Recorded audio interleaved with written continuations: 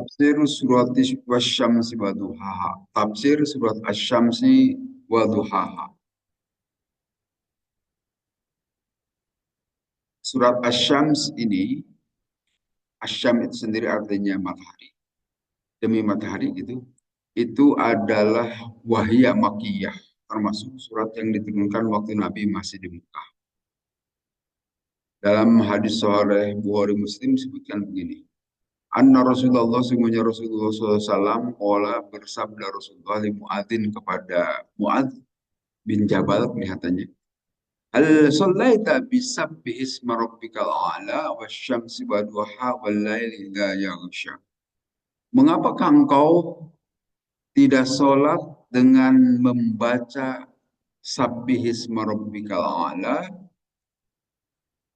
atau wasyamsi wa duhaha atau wal laili idza yaghsha. Artinya silahkan dibaca pada saat sholat. Surat Asy-Syams ini. Sebentar. Loncat. Mengapakah engkau tidak baca? Artinya silahkan dibaca pada saat sholat. Itu Sabbihisma rabbikal a'la, wasyamsi wa duhaha, dan wal laili idza yaghsha. Surat yang berurutan. Sini tafsirnya wasyamsi wa duhaha, demi matahari dan waktu duha dari itu matahari.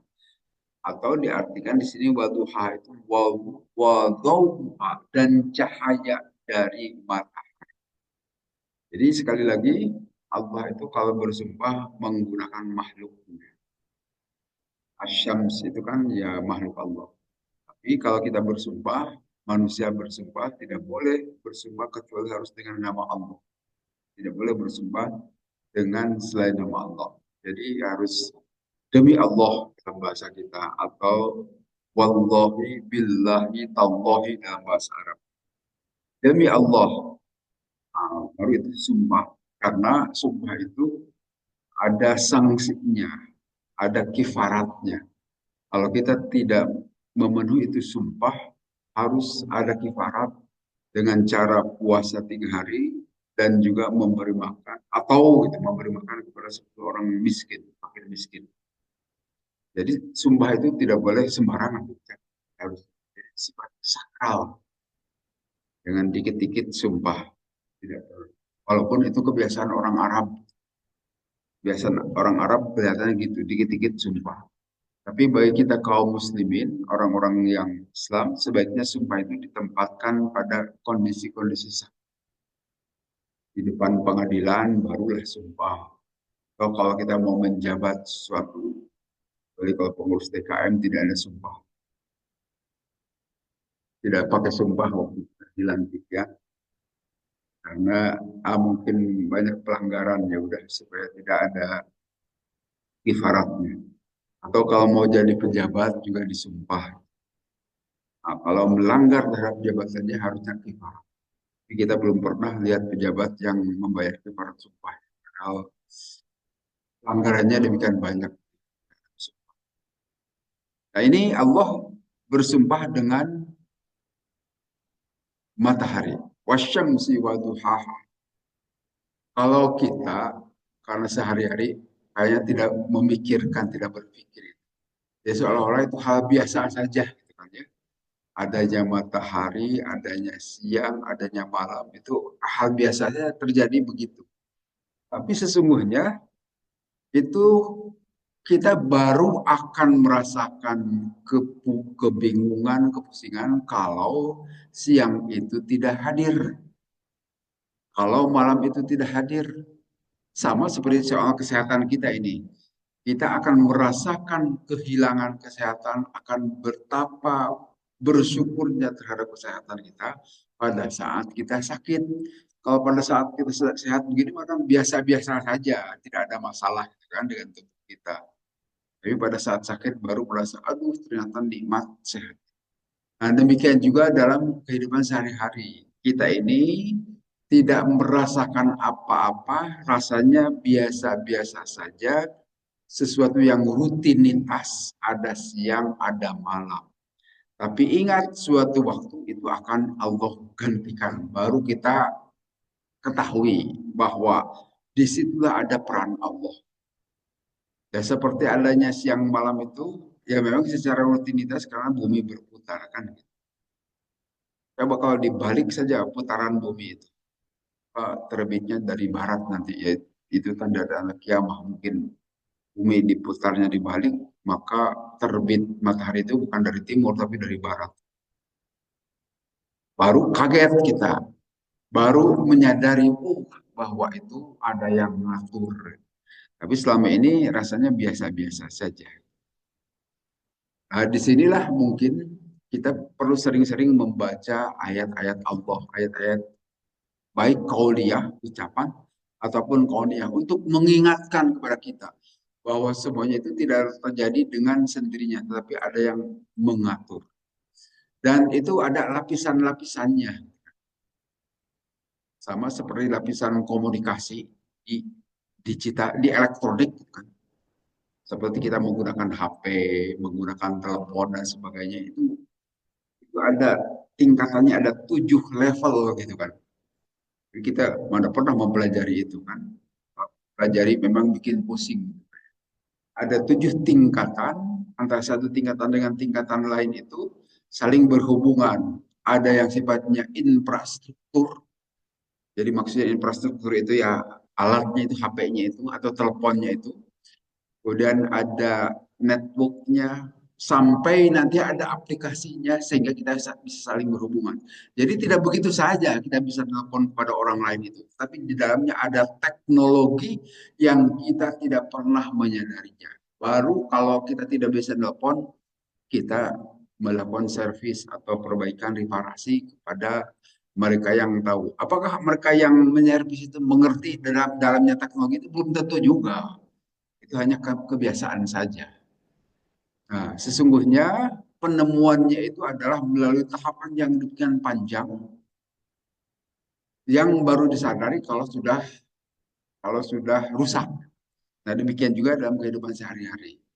Maka sekali-kali ya kita saling mengingatkan saja. Ingat bahwa hidup ini bukan berjalan dengan sendirinya. Ada yang maha mengatur, termasuk HP juga tidak berjalan dengan sendirinya, tetapi di belakangnya ada teknologi penemuan dari sejumlah orang yang terlebih dahulu mereka menemukan sehingga kita bisa menikmatinya. Tapi kita tidak pernah berterima kasih kepada mereka yang telah menemukan teknologi tersebut.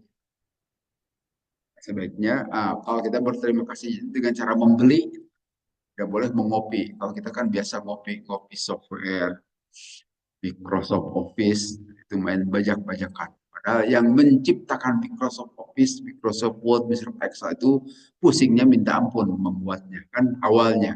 Tapi kalau sudah jadi kita gampang saja main kopi-kopian. Nah, dengan cara membelinya itulah kita berterima kasih kepada mereka yang membuatnya. Yang membuatnya itu memang banyak. Pusatnya Microsoft itu di Seattle, Amerika Serikat. Tetapi yang bekerjanya bukan hanya orang-orang yang ada di Seattle, tapi tersebar di seluruh dunia. Dari India, dari mana-mana banyak para pekerjanya itu. Bekerja secara telecommuting, gitu kan? Secara remote, secara jarak jauh, menggunakan internet. Sehingga setiap saat ada rilis-rilis baru dari Microsoft. Nah, begitupun sesungguhnya dalam kehidupan di alam semesta ini. Hanya sekali lagi kita tidak pernah menyadarinya. Nah, melalui pengajian inilah kita saling mengingatkan. Marilah kita sadari. Sehingga dengan demikian, sewajarnya kita sholat subuh. Sewajarnya kita sholat duhur, sewajarnya kita sholat asar, sewajarnya kita sholat maghrib, sewajarnya kita sholat isya. Karena berterima kasih kepada yang telah memberi hidup. Ini tidak mau sholat, tidak mau ikut aturan Allah, suka-suka saja. Padahal dia bisa makan enak itu dari siapa? Dari Allah. Bisa saja dia tidak bisa makan enak kalau sedang sakit kan? Nah, itu dicabut nikmat oleh Allah. Baru nyadar. Jadi sekali lagi kita sesungguhnya beribadah kepada Allah 5 kali sehari itu masih kurang sebetulnya dibanding dengan nikmat Allah yang demikian banyak kepada kita. Ya waktu dahulu Nabi SAW Isra Mi'raj diwajibkan sholat 50 waktu. Itu wajar sebetulnya. 50 kali dalam sehari semalam. Karena nikmat yang kita peroleh dalam sehari semalam ini kan jauh melebihi dari kewajiban kita ibadah kepada Allah. Tetapi Allah masih maha pemurah, tahu barangkali kita tidak akan mampu bersyukur 50 kali sehari. Maka dikurangi jadi 5 hari. 5 kali saja dalam sehari. Jadi dalam hal ini sangat wajar kita sholat bersyukur kepada Allah, mengucapkan syukur dari semua nikmat yang kita peroleh dalam sehari itu. Macam-macam nikmat yang kita peroleh. Demikian juga kita membeli HP dan sebagainya. Membeli itu adalah bagian dari bersyukur kepada mereka yang telah berusaha menciptakan. Karena para pencipta itu dilindungi dengan hak kekayaan intelektual. Dia menciptakan suatu teknologi baru, dia itu punya hak secara teknologi, tidak boleh ditiru oleh orang lain, secara ekonomi, royalti dalam hal ini, kalau ciptaannya itu menghasilkan kemanfaatan bagi orang lain, manfaat itu dibeli oleh orang, maka orang yang menciptakan pertama itu memperoleh royalti, memperoleh honor gitu. Itu bentuk bersyukur kepada manusia dengan diberikan hak keekonomian, hak, hak kesejahteraan gitu. Nah, bersyukur kepada Allah, Allah telah menentukan tata caranya. Sholatlah, zakatlah, hajilah, dan sebagainya.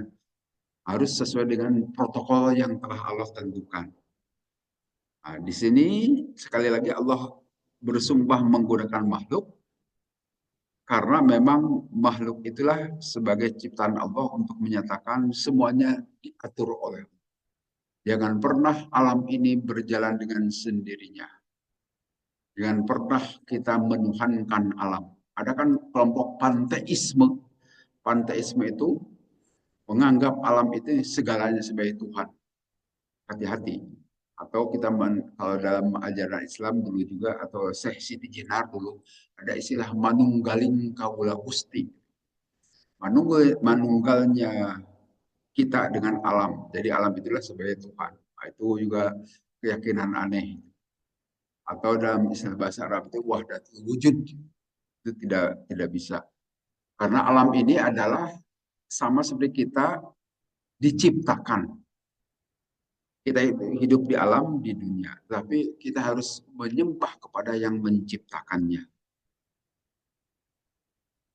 Wal qamari idza talaha. Demikian juga Allah bersumpah dengan bulan. Nah, yang nampak kepada kita itu adalah matahari dan bulan. Maka itu jadikan sebagai sumpah Allah. Sebagai benda-benda angkasa. Yajtun naharo. Mengikuti terhadap siang. Idza talaha, apabila telah mengikutinya waktu malam. Artinya terjadi perputaran di situ, ada siklus kan, rutinitas, ada siang dan malam. Nah itu jangan pernah kita tidak menyadarinya bahwa itu ada yang maha mengatur. Cuma sekali lagi kita tidak sadar, seolah-olah itu adalah sesuatu biasa saja, akan terjadi biasa saja. Padahal bisa saja sekali waktu secara insidental itu, kalau Allah berkehendak bisa dilainkan. Maka itu kita suka melihatkan kejadian-kejadian yang di luar kehendak kita. Ada gerhana matahari, ada gerhana bulan, ada gempa bumi, dan sebagainya. Itu di luar normal. Nah, sebetulnya itu untuk mengingatkan kepada kita bahwa semuanya itu kejadian yang ada maha mengatur.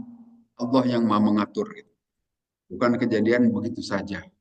Itu diatur oleh Allah supaya kita sadar. Demikian juga kita nih, kalau bayi lahir kan normal umumnya kita lihat. Ada mata, telinga, tangan lengkap, lima jari, kaki juga begitu. Tapi sekali waktu ada juga bayi yang dilahirkan di luar kenormalan, cacat. Nah itu bukan berarti ciptaan Allah tidak sempurna. Sengaja Allah juga mengingatkan kepada kita, kita memang tidak tahu menahu bagaimana proses bayi itu terjadi. Tetapi sekali waktu bisa normal, umumnya normal gitu kan. Tetapi sekali waktu juga bisa abnormal di luar normal. Itu untuk mengingatkan kepada kita juga. Siapa yang telah mengabnormalkan itu? Ya Allah juga. Sadarilah bahwa kejadian bayi itu kita tidak tahu menahu bagaimana proses di dalam itu.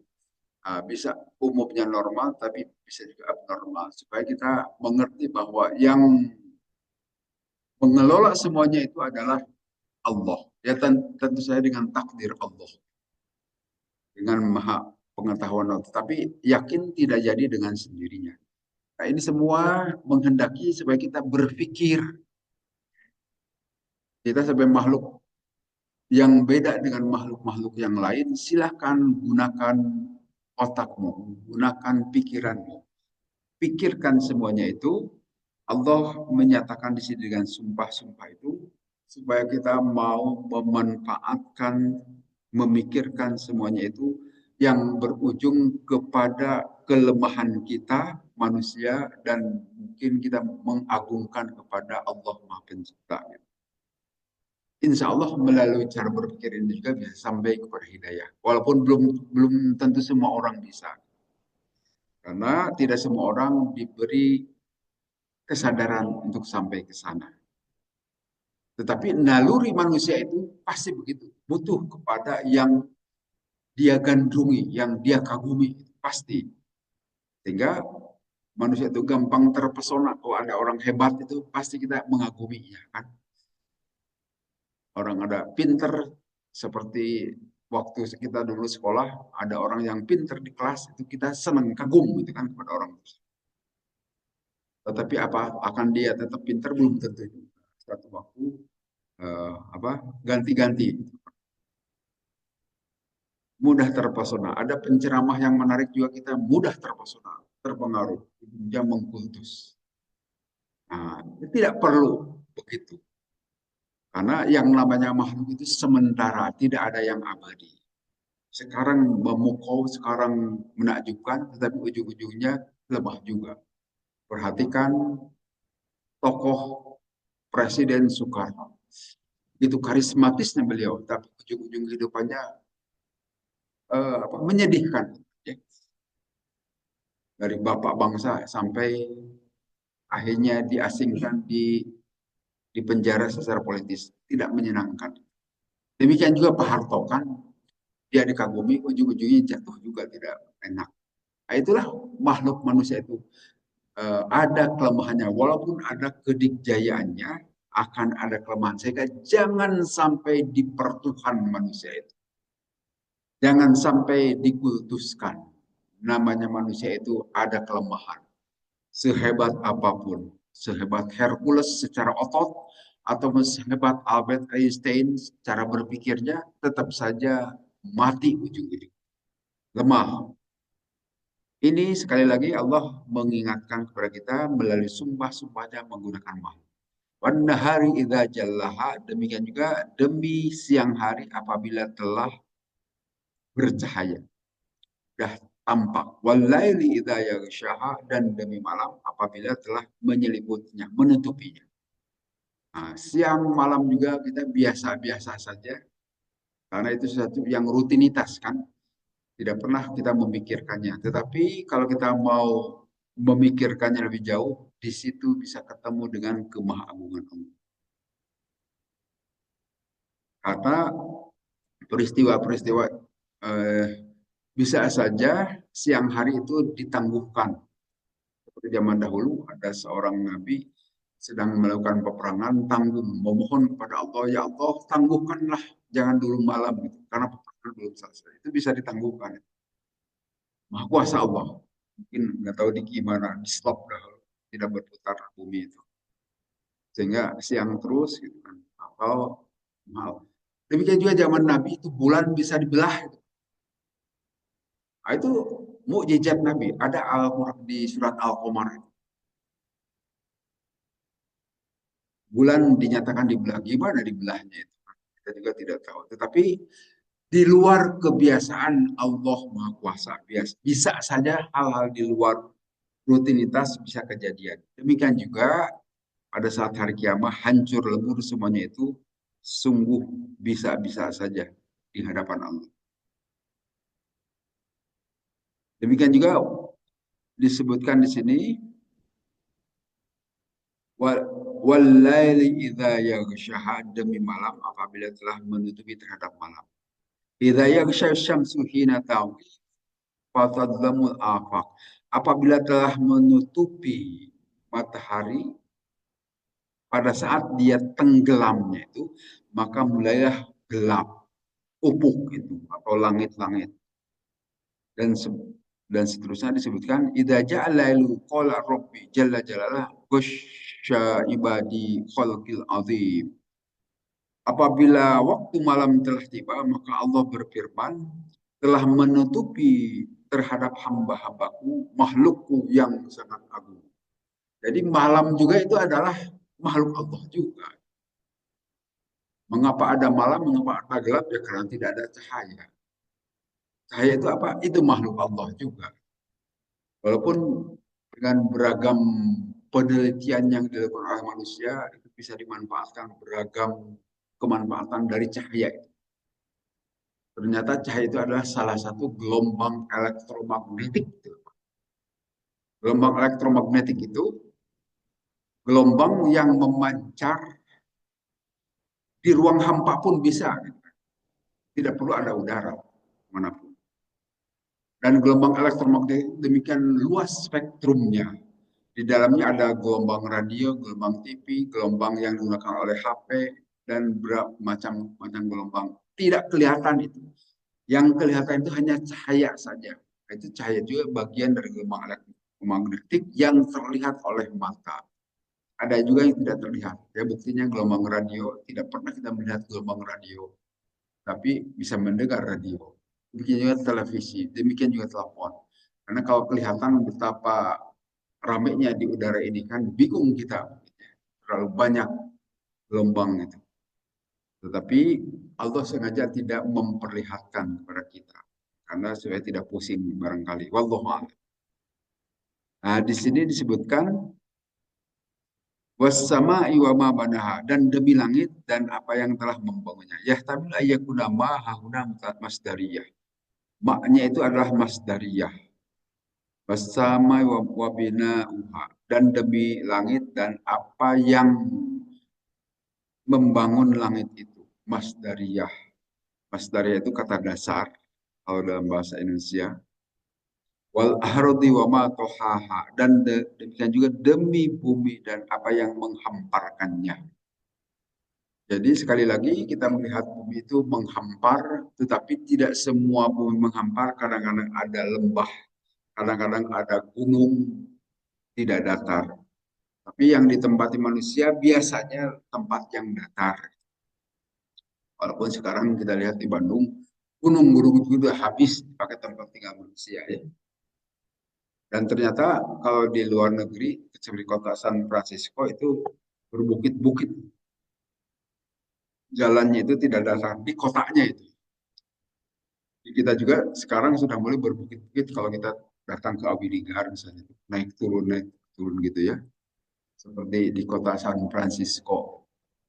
Kalau di San Francisco itu di downtown-nya itu, di pusat kotanya, di sampingnya, di alun-alunnya itu bukit-bukit. Tapi kalau di kita di pinggiran-pinggiran saja umumnya. Kemudian dan yang menghamparkannya itulah muka bumi. Wa nafsin wa ma sawwaha. Nah, demikian juga demi diri dan apa yang telah menyempurnakan terhadap diri itu. Jadi diri manusia ini Allah beri kelengkapan. Kelengkapannya itu bukan secara jasad saja, tetapi juga secara non fisiknya. Non fisiknya bukan sekedar nyawa, tetapi kemampuan untuk berpikir. Itu kelebihan manusia kita dibanding dengan makhluk-makhluk Allah yang lain. Bisa membedakan, bisa memilih, memilah, berpikir, dan seterusnya. Itu kehebatan manusia, makhluk manusia. Wa ma sawwaha, dan apa yang telah menyempurnakan. Nah, dalam hal ini Allah berfirman dalam surat Ar-Rum, "Faqim wajhaka lid-dini hanifa." Maka hadapkanlah wajah engkau kepada agama yang hanif, yang lurus, fitratallahi fatron nas 'alaiha. Itu fitrah Allah yang telah Allah fitrahkan, sematkan kepada manusia, la tabdila li khalqillah. Tidak ada penggantian terhadap ketentuan makhluk Allah. Jadi dalam hal ini mengapa kita, manusia itu, semua manusia seperti tadi saya katakan, punya kecenderungan naluri untuk mengagungkan sesuatu di luar kemampuan yang bersangkutan. Siapapun dia itu. Termasuk Fir'aun lah sekaligus. Fir'aun yang raja ateis itu, yang ngaku diri sebagai Tuhan. Giliran dia dalam keadaan kena batunya, butuh juga kepada Tuhan, kepada yang agung di luar dirinya. Nah, semua manusia juga begitu sebetulnya. Ngaku ateis sekalipun, tetap saja dia butuh kepada sesuatu yang dia kagumi, agungkan. Maka dalam hal ini, karena manusia punya naluri untuk mengagungkan sesuatu, jangan salah kalau kita mau mengagungkan sesuatu, maka Allah memberikan petunjuk. Fa'akim, maka hadapkanlah wajah kamu ke dalam agama yang hanif, yaitu ke dalam agama Islam. Jangan salah, maka tidak heran di muka bumi ini agama itu macam-macam, banyak keyakinan. Tapi yang benar hanya satu sesuai dengan keridhaan kehendak Allah, yaitu Islam. Inna dina indallah Islam, sebagai agama yang benar itu hanya Islam. Agama yang lain itu adalah hanya filsafat, ciptaan manusia, hasil daya pikir manusia saja. Sedangkan kalau Islam itu bukan filsafat, tetapi itu wahyu Allah, petunjuk dari Allah. Kita mengenal Konghucu itu adalah orang-orang yang memikirkan. Walaupun kita juga tidak tahu Konghucu yang aslinya bisa saja beliau juga nabi. Tetapi kemudian diselewengkan oleh para pengikutnya. Jadilah seperti sekarang. Hindu juga bisa saja mungkin asal usulnya adalah seorang nabi pembawa Hindu. Tapi kemudian diselewengkan jadilah Trimurti menyembah dewa. Siddhartha Buddha utama agama Buddha juga bisa saja atau bahkan disebutkan itu adalah Nabi Zulkifli sebetulnya Siddhartha Buddha utama. Tapi kesininya disalahpahamkan, diselewengkan. Demikian juga dalam Kristen. Kita tahu itu tokoh utamanya Nabi Isa alaihissalam. Dan ternyata ajaran Kristen itu bukan ajaran Nabi Isa, tapi ajaran Paulus. Karena Nabi Isa itu, kalau kita mau ikut Nabi Isa, Nabi Isa sholat, beliau juga di dalam kitab Perjanjian Baru juga disebutkan sujud di Taman Getsemani, kan sangat jelas itu. Sekarang adakah orang Kristen yang suka sujud? Kan tidak pernah. Yang suka sujud itu adalah kita kaum muslimin. Jadi kalau mau ikut Nabi Isa, jadilah muslim yang benar. Apakah Nabi Isa dihitan? Dihitan juga. Tapi apakah orang Nasrani pada dihitan? Tidak ada lah, kecuali untuk kesehatan saja. Tapi kalau secara aturan agamanya mereka tidak dihitan. Apakah mereka tidak makan babi? Makan babi. Padahal Nabi Isa tidak pernah. Sehingga bohonglah kalau mereka mengatakan mengikuti Nabi Isa karena kami cinta. Maka Nabi Isa itu disembah-sembah. Karena Nabi Isa tidak pernah. Silakan cari dalam perjanjian baru. Ada tidak ayat yang menyatakan akulah Tuhanmu dan sembahlah aku? Tidak pernah. Kalau dalam Al-Quran demikian banyak Allah menyatakan begitu. Jadi sekali lagi Islam itu adalah di samping aturannya masuk akal, bisa dipahami, demikian juga konsep Tuhannya jelas. Sejak awal sampai saat ini tidak ada yang mempersoalkan. Tapi kalau dalam ajaran Nasrani itu menurut Profesor John L. Esposito. Profesor John L. Esposito itu orang Katolik, profesor, guru besar kalau tidak salah di Cambridge University. Beliau menulis buku, saya juga punya bukunya. Beliau menyatakan dalam Kristen itu masalah teologi masih didiskusikan sampai saat ini. Bagaimana tentang konsep ketuhanan dalam Kristen belum selesai sampai saat ini. Tapi kalau dalam ajaran Islam kata Profesor John L. Esposito, Yang jadi perbincangan saat ini itu bagaimana kita berbuat yang terbaik. Karena soal konsep kesetuhan ini sudah tuntas, sudah selesai. Itu menurut orang Katolik. Tapi saya tidak tahu sampai saat ini apakah masih hidup Profesor John L. Esposito. Waktu itu pernah berkunjung ke Indonesia, Profesor John L. Esposito. Tetapi beliau masih tetap dalam katolikannya. Walaupun tahu banyak tentang Islam. Karena belum ada hidayah, belum masuk Islam juga. Nah, kembali lagi ke sini, fitrah Allah itu adalah fitrah yang diberikan Allah kepada seluruh manusia. Mau dari orang tua yang kafir atau muslim, setiap bayi yang dilahirkan itu adalah suci. Kullu mauludin yuladu ala fitrah, itu kata Nabi. Setiap bayi yang dilahirkan itu adalah suci. Fa'abawahu yuhawwidanihi ayunasironi ayunajisani. Maka kedua ibu bapaknya atau lingkungannya lah yang menjadikan dia itu jadi Nasrani, Yahudi, ataupun jadi Majusi. Jadi kalau orang-orang yang masuk Islam setelah dewasa bukan pindah agama sebetulnya, tapi dia kembali kepada fitrahnya. Dia jalan-jalan dulu ke tempat tersesat. Nah, kalau dia masuk Islam itu sebetulnya bukan pindah agama, tapi kembali ke Islam, kembali ke fitrah.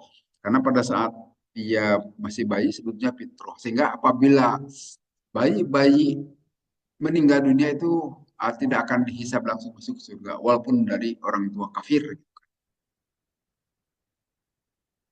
Tapi kalau orang kemudian masuk ke agama lain, itu adalah dia jalan-jalan saja. Kemudian nanti kembali ke Islam, masuk Islam lagi itu bukan pindah agama, tapi kembali ke jalan yang asalnya, ke fitrahnya. Kemudian dalam hadis qudsi disebutkan begini, dari hadis Yaqulullah Ta'ala, berfirman Allah Ta'ala, ini sesungguhnya aku telah menciptakan ibadi hamba-hambaku, hunafa'a ada hanif, orang yang cenderung pada kebenaran. Faja'atumus syayatinu, maka datanglah setan-setan, fajtalathum an dini, maka melemparkan mereka dari agama Allah. Jadi teori asal usul dalam teori psikologi kan ada yang disebutkan asal usul manusia itu ada teori X, teori Y dan sebagainya. Nah, menurut konsep Islam itu manusia itu pada dasarnya hanif, cenderung pada kebenaran, pada kebaikan. Tetapi di kemudian hari setelah hidup di dunia ini nanti akan digoda oleh setan. Tidak sedikit mereka yang terlempar dari asal usulnya itu, dari kefitrahannya. Ini hadis qudsi dari Allah. Maka sekali lagi kita bersyukurlah kepada Allah selama kita, alhamdulillah sampai saat ini kita masih di dalam hidayah Allah. Mudah-mudahan kita memohon kepada Allah dan mudah-mudahan kita tetap dalam hidayah Allah sampai kita mati sekalipun. Jangan sampai kita berpindah lagi dari hidayah Allah. Dan ini semata-mata rahmat Allah, karunia Allah. Bukan usaha kita, gitu kan. Usaha kita, ya memang itu usaha kita juga, tetapi yang telah menggerakkan itu adalah Allah. Sehingga sekali lagi bersyukurlah kita telah mengenal, menyadari kita berada di dalam hidayah Allah. Karena kalau yang di luar hidayah Allah itu tidak akan sadar-sadar. Selama tersesat, ya tersesat saja. Gitu kan. Dan saya kira banyak orang yang tersesat. Sekali lagi, tidak semua orang disadarkan oleh. Ya, peliharalah, rawatlah hidayah yang sudah ada di dalam diri kita itu supaya jangan sampai lepas lagi dari diri kita. Melalui ibadah itu salah satu cara merawat supaya hidayah tidak lepas. Lakukanlah ibadah kepada Allah. Nah, di sini Allah menyatakan tadi bahwa Allah telah menciptakan manusia itu hanif, hunafa, jamak itu. Tunggalnya hanif, hunafa itu cenderung pada kebenaran. Setiap manusia itu pada dasarnya begitu kan, baik gitu kan. Tapi kalau sudah didatangi oleh setan bisa jadi ganas, bisa saja berangasan, bisa saja temperamental gitu kan. Dikit-dikit marah dan sebagainya, galak dan sebagainya. Tapi asal usul manusia itu baik lembut. Nah, kelembutan itu kalau kita masuk ke dalam Islam, insya Allah dipelihara. terpelihara dengan baik. Tapi kalau di luar Islam bisa saja jadi orang-orang ganas. Walaupun bisa juga tetap dia di dalam kelembutan, hanya di luar hidayah. Nah, dalam ayat ini disebutkan fa'alhamaha fujuraha wa taqwaha. Maka kami mengilhamkan kepada diri manusia itu kepujurannya. Pujur itu ya kesesatannya barangkali di sini, wa taqwaha dan ketakwaannya. Orang itu bisa baik, bisa juga buruk. Nah, itu memang diilhamkan oleh Allah. Maka sekali lagi berterima kasih, bersyukurlah kita kepada Allah melalui ibadah yang kita mampu lakukan setekun-tekunnya karena kita sudah diarahkan ada di dalam jalan yang benar. Yakinlah itu. Dan belum tentu semua orang bisa memperoleh itu. Itu yang harus dibedakan itu. Ya kita di sini dengan orang-orang baik semua, alhamdulillah insya Allah. Tapi kalau di luaran kan belum tentu orang semuanya baik.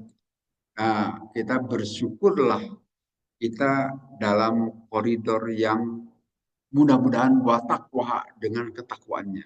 Diberi kesadaran menyembah kepada Allah. Karena kalau dilihat dari sini kan Pak Alhamha itu peran Allah. Bukan ujuk-ujuk kita jadi baik begini. Tapi karena dengan peran Allah lah kita diarahkan berada di jalan yang benar.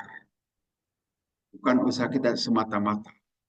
Walaupun ada peran memang dari kita juga. Tapi kalau tidak ada hidayah dari Allah, nggak mungkin. Maka sekali lagi bersyukurlah jangan sampai lepas itu hidayah dari diri kita. Bawa sampai meninggal nanti. Alhamaha al khaira wasyarra. Allah telah mengilhamkan ke dalam diri ini kebaikan dan keburukan. Nah, kita berada di al khair maka bersyukurlah. Dan qad aflaha man zakaha. Sungguh berbahagia orang yang telah menyucikan dirinya. Qad khaba man dasa dan sungguh telah merugi orang yang telah mengotori dirinya. Jadi ini sekali lagi kembali kepada diri kita. Dalam hal ini sekali lagi saya mengulang-ulang saja yang mengingatkan diri kita juga dari saya juga jangan pernah bosan beribadah selama kita masih hidup, selama hayat masih di kandung badan, maka selama itulah lakukan penyembahan kepada Allah, terutama sholat 5 waktu paling utama, jangan pernah dilalaikan. Karena itu mudah-mudahan sebagai bagian dari kita menyucikan jiwa ini. Selain bertobat dan melakukan banyak ibadah yang lain. Tapi jangan pernah meninggalkan sholat 5 waktu dalam keadaan apapun. Kecuali kita sudah koma, tidak ingat dunia ini. Apalagi sudah titik, sudah mati, tidak perlu sholat lagi. Tapi selama kita masih ingat, masih tahu yang warna merah itu ada uang 100.000, itu kita masih sadar. Sholat loh. Dan seterusnya. Bahkan khoba mendasar dan sungguh telah merugi. Nah, ini mudah-mudahan kita jangan sampai masuk kelompok ini. Kita berdoa dan tahu dan mau mengamalkan ini yang tidak gampang. Kan banyak juga orang tahu tapi tidak mau mengamalkan. Dalam dunia pendidikan itu dikenalkan istilah kognitif, afektif, dan psikomotorik. Banyak orang berpidato tentang agama tapi tidak pernah mengamalkan.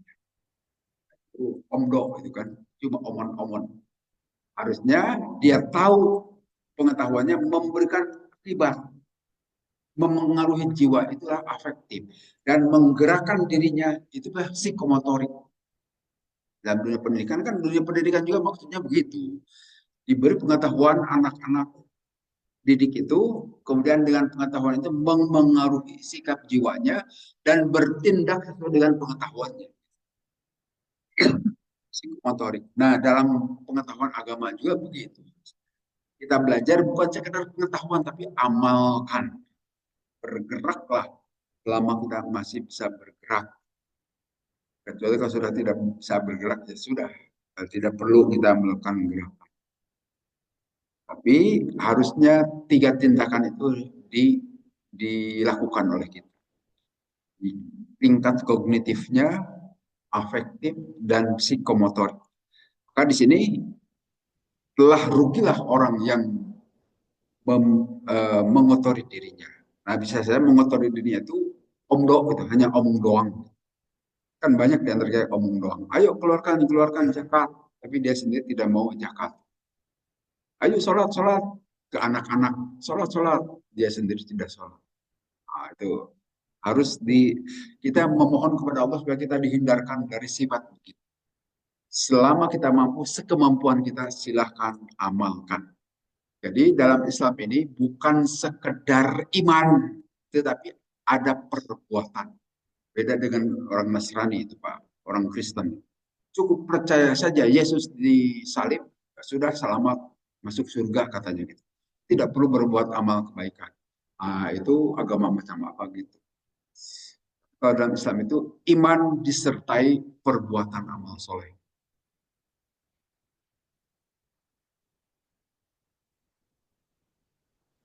Kemudian wa nafsi wa ma sawwaha falhamaha fujuraha wa taqwaha, sudah seperti itu. Dalam sebuah doa disebutkan begini. Allahumma ati nafsi taqwaha wa anta waliyuha wa maulaha wa khairu man zakkaha. Wahai Allah, datangkanlah kepada diriku ini ketakwaan diri. Engkau adalah pelindung dari itu diri. Engkau juga yang memberikan pertolongan kepada diri. Dan engkau adalah sebaik-baik yang membersihkan terhadap diri. Jadi silahkan berdoa, meminta, memohon kepada Allah. Termasuk saya kira yang paling perlu kita minta kepada Allah itu minta dimatikan dalam keadaan husnul khotimah itu Pak. Karena kita tidak tahu akan mati kapan dan dalam keadaan bagaimana. Nah, kita memohon kepada Allah supaya kita bisa mati dalam keadaan husnul khotimah. Jangan sampai orang sudah mati baru didoakan supaya husnul khotimah. Itu kebalik itu doa. Harusnya berdoalah itu selagi kita masih hidup supaya husnul khotimah. Kalau sudah mati ya sudah kejadian. Kita tidak tahu husnul khotimah atau husnul khotimah.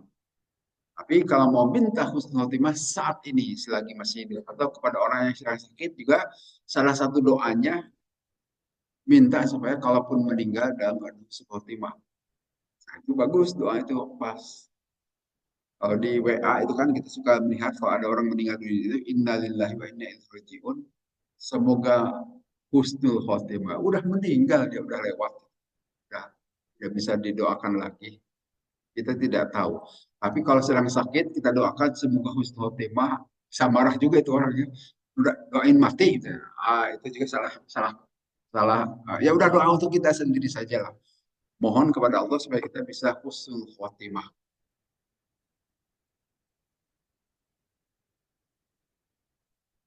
Kemudian juga doa lain yang disampaikan oleh Nabi, Robbi a'ti nafsi taqwaha. Ya Allah berikanlah kepada diriku itu ketakwaan diri. Wa zakkaha dan kesuciannya. Anta khairu man zakkaha. Karena engkau adalah sebaik-baik yang memberi kebersihan diri itu. Jadi sekali lagi harus diminta kepada Allah. Kita bisa mati husnul khotimah, kemudian supaya bisa mengucapkan la ilaha illallah saat kematian, itu juga harus diminta kepada Allah.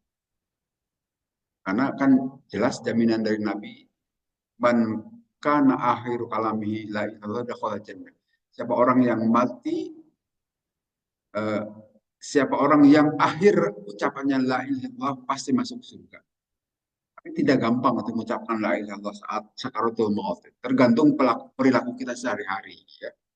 Sekarang aja gampang, setiap orang bisa mengucapkan. Bahkan orang kafir juga bisa mengucapkan. Tapi bisakah orang kafir mengucapkan la ilaha illallah saat mati? Belum tentu, sangat berat. Kita pun berat, belum tentu semua orang bisa. Nah, kita harus memohon, meminta kepada Allah. Berdoalah. Karena kebersihan kesucian jiwa juga harus diminta kepada Allah melalui doa-doa ini. Demikian juga ada doa lain dari diajarkan oleh Rasulullah. Allahumma inni a'udzubika minal ajzi wal kasal wal harum. Ya Allah, saya meminta perlindungan kepada Engkau dari kelemahan ajzi, lemah jiwa gitu kan. Kita minta kepada Allah wal kasal dan dari malas. Nah, itu malas itu penyakit jiwa juga. Wal harum dan dari pikun. Salah satu supaya kita tidak pikun, usaha yang bisa kita lakukan, sering-seringlah membaca Al-Quran dan menghafal ayat-ayat Al-Quran. Makanya saya selalu melakukan hafalan setiap itu, hafalan saya bertambah terus karena selalu dihafalkan beberapa ayat Al-Quran. Selain menambah, insya Allah, kebanggaan bagi kita, juga memperlambat kepikunan.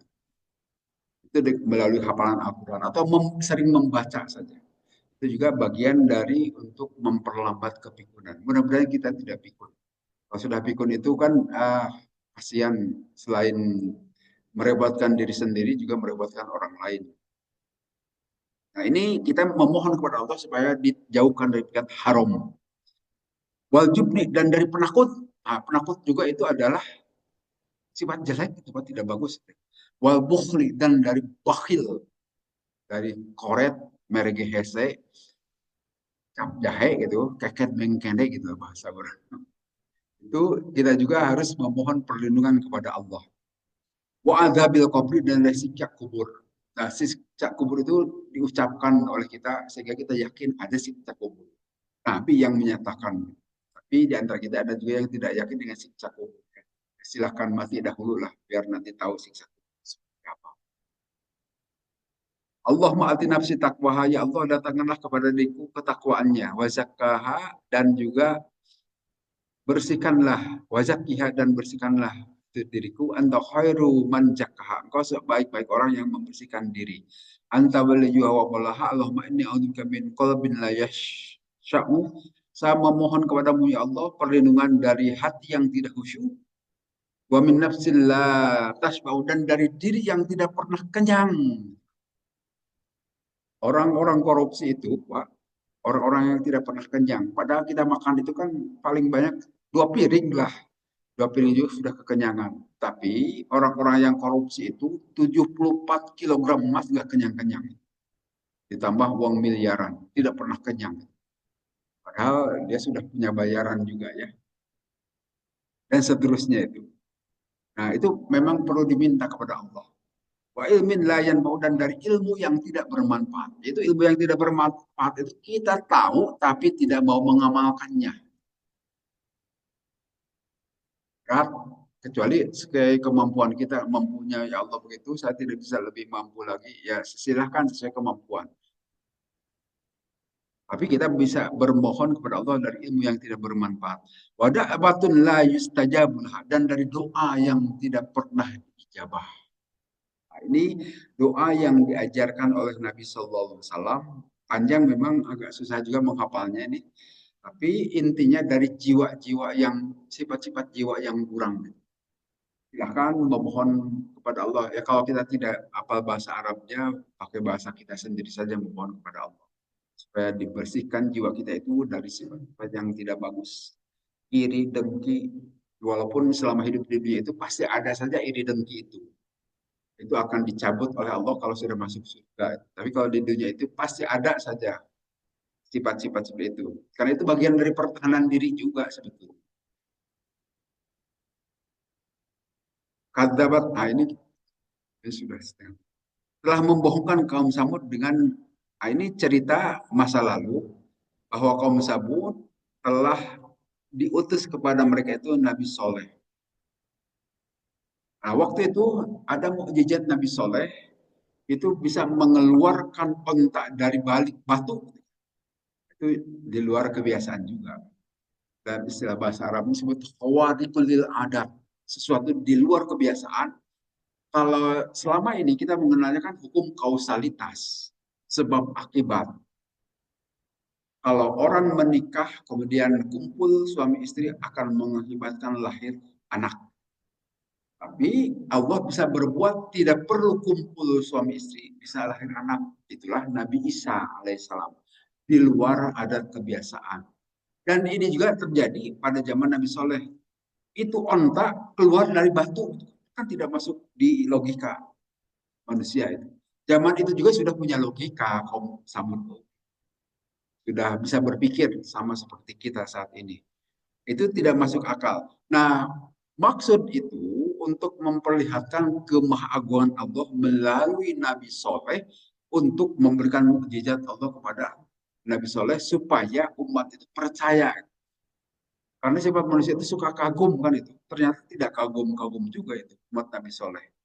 Yang ada malah terus membantah. Di sini sebutkan idim ba'atha ashkoha. Pada saat bangkit orang yang paling durhaka, paling celaka di antara kaumnya, mau menyembelih itu onta gitu kan. Dan betul itu nanti disembelih itu onta itu.